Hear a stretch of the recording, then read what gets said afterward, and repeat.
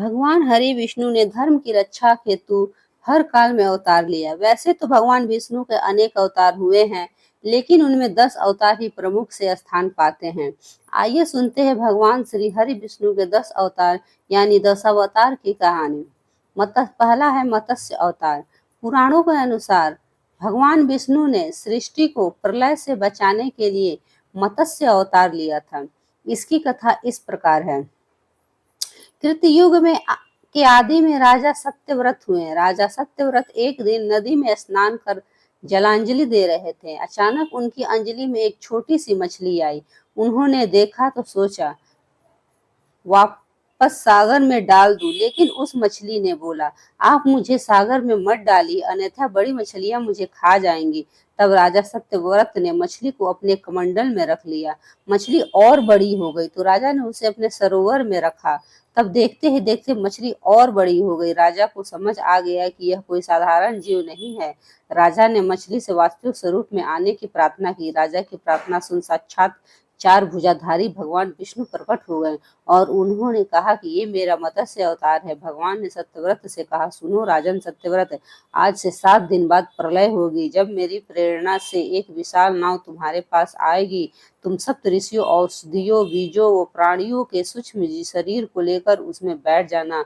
जब तुम्हारी नाव डगमगाने लगेगी तब मैं मत्स्य रूप में तुम्हारे पास आऊंगा। उस समय तुम वासुकी नाग के द्वारा उस नाव को मेरे सिंह से बांध देना। उस समय प्रश्न पूछने पर मैं तुम्हें उत्तर दूंगा, जिससे मेरी महिमा जो ब्रह्मा नाम से विख्यात है तुम्हारे हृदय में प्रकट हो जाएगी।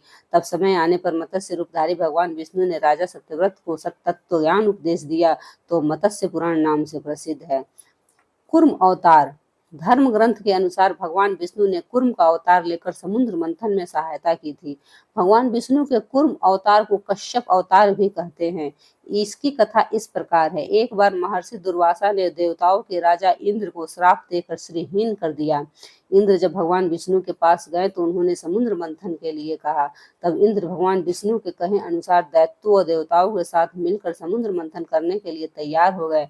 समुद्र मंथन करने के लिए मंदराचल पर्वत को मंथानी एवं नागराज वासुकी को नेति बनाया गया। देवताओं और दैत्यों ने अपना मतभेद भुलाकर मंदराचल को उखाड़ा और उसे समुद्र की ओर ले चले, लेकिन वे उसे अधिक दूर तक नहीं ले जा सके। तब भगवान विष्णु ने मंदराचल को समुद्र तट पर रख दिया। देवताओं और दैत्यों ने मंदराचल को समुद्र में डालकर नागराज वासुकी को नेति बनाया, किंतु मंदराचल के नीचे कोई आधार नहीं होने कारण वह समुद्र में डूबने लगा। यह देखकर भगवान विष्णु ने विशाल कूर्म कछुए का रूप धारण कर समुद्र में मंदराचल के आधार बन गए।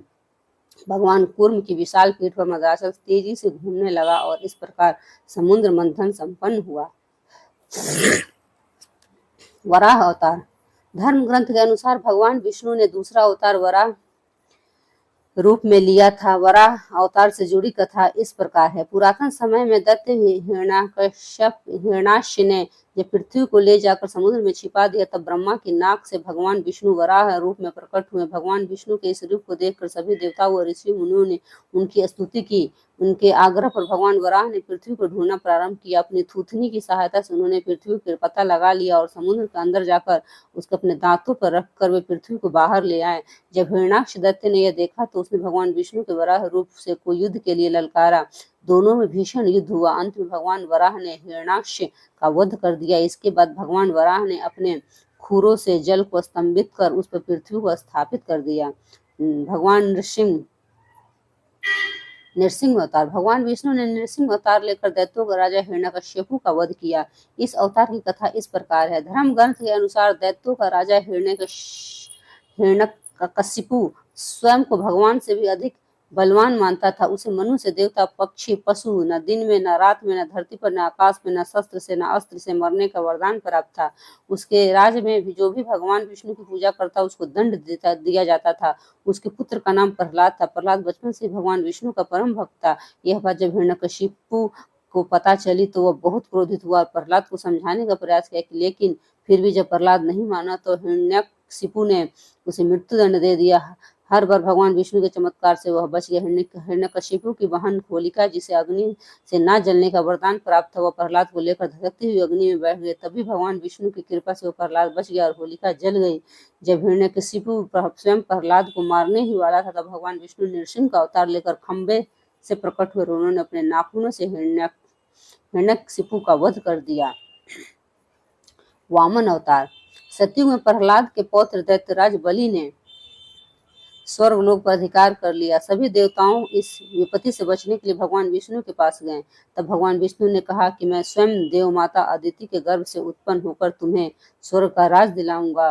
कुछ समय पश्चात भगवान विष्णु ने वामन अवतार लिया। एक बार जब बलि महान राज्य कर रहा था, भगवान वामन बलि की यज्ञशाला में गए और राजा बलि से 3 पग धरती दान में मांगी। राजा बलि ने गुरु शुक्राचार्य भगवान की लीला समझ गए और उन्होंने बलि को दान देने से मना कर दिया, लेकिन बलि ने फिर भी भगवान वामन को 3 पग धरती दान देने का संकल्प ले लिया। भगवान वामन ने विशाल रूप धारण कर एक पग में धरती, दूसरे पग में स्वर्ग लोक नाप लिया। जब तीसरा पग रखने के लिए कोई स्थान नहीं बचा, तो बलि ने भगवान वामन को अपने सिर पर पग रखने को कहा। बलि के सिर पर पग रखते ही वो सुतलोक में पहुंच गया। बलि की दानवीरता देखकर भगवान ने उसे सुतलोक का स्वामी भी बना दिया। इस तरह भगवान वामन ने देवताओं की सहायता कर उन्हें स्वर्ग पुनः लौटाया। श्री राम अवतार। त्रेता युग में राक्षस राज रावण का बहुत आतंक था। उससे देवता भी डरते थे। उसके वध के लिए भगवान विष्णु ने राजा दशरथ के यहाँ माता कौशल्या के गर्भ से पुत्र रूप में जन्म लिया। इस अवतार में भगवान विष्णु के अनेक राक्षसों का वध किया और मर्यादा का पालन करते हुए अपना जीवन यापन किया। पिता के कहने पर वनवास गए। वनवास भोगते समय राक्षस राज रावण उनकी पत्नी सीता का हरण कर ले गया। सीता की खोज में भगवान लंका पहुंचे। वहां भगवान श्री राम और रावण का घोर युद्ध, जिसमें रावण मारा गया। इस प्रकार भगवान विष्णु ने राम अवतार लेकर देवताओं को भय मुक्त किया। श्री कृष्ण अवतार। द्वापर युग में भगवान विष्णु ने श्री कृष्ण अवतार लेकर अधर्मियों का नाश किया। भगवान श्री कृष्ण का जन्म कारागार में हुआ था। इनके पिता का नाम वासुदेव और माता का नाम देवकी था। भगवान श्री कृष्ण ने इस अवतार में अनेक चमत्कार किए और दुष्टों का सर्वनाश किया।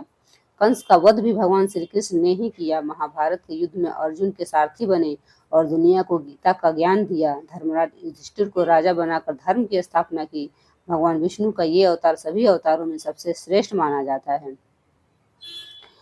परशुराम अवतार। हिंदू धर्म ग्रंथ के अनुसार परशुराम भगवान विष्णु के प्रमुख अवतारों में से एक थे। भगवान परशुराम के जन्म के संबंध में 2 कथाएं प्रचलित हैं। हरिवंश पुराण के अनुसार उन्हीं में से एक कथा इस प्रकार है। प्राचीन समय में महिष्मती नगरी पर शक्तिशाली हैवंशी क्षत्रिय कृतवीर अर्जुना का शासन था। वह बहुत अभिमानी था और अत्याचारी भी। एक बार अग्निदेव ने उसे भोजन कराने का आग्रह किया। तब सहस्त्रबाहु ने घमंड में आकर कहा कि आप जहाँ से चाहे भोजन प्राप्त कर सकते हैं, सभी और मेरा ही राज्य है। तब अग्निदेव ने वनों को जलाना शुरू किया। एक वन में ऋषि आपो तपस्या कर रहे थे। अग्नि ने उनके आश्रम को भी जला डाला। इससे क्रोधित होकर ऋषि ने सहस्त्रबाहु को श्राप दिया कि भगवान विष्णु परशुराम के रूप में जन्म लेंगे और न सिर्फ सहस्त्रबाहु का नहीं, बल्कि समस्त क्षत्रियों का सर्वनाश करेंगे।